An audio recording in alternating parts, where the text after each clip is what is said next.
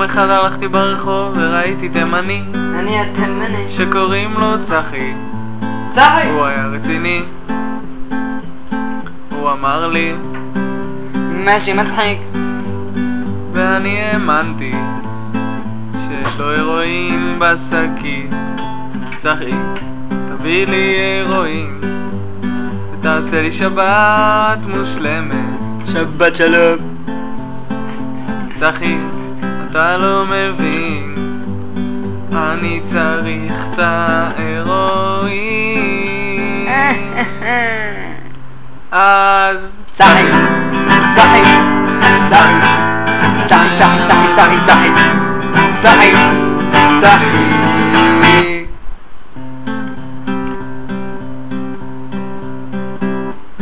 צחי נתן לי הרואין שהעיף אותי עד לשמיים.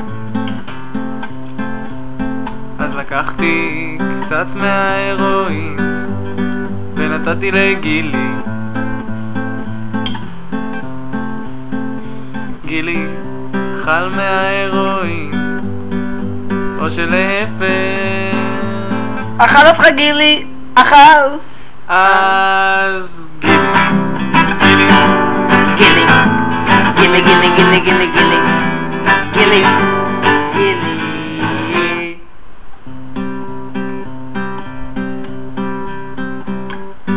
אחר כך יצאתי לרחוב וראיתי את מירי. אמרתי לה, מה אתה עושה אחרי זה? מה? היא אמרה לי, אני יוצאת עם גני.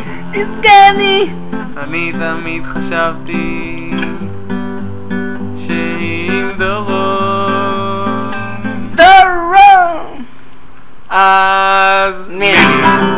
מירי! מירי! מירי מירי מירי מירי מירי.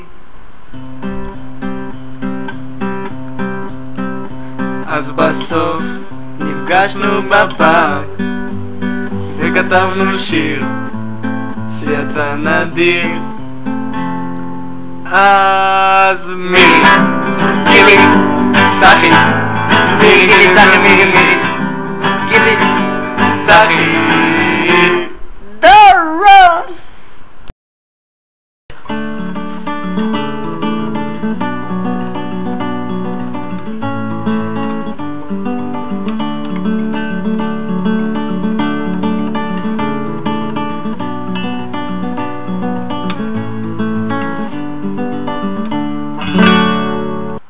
צחי!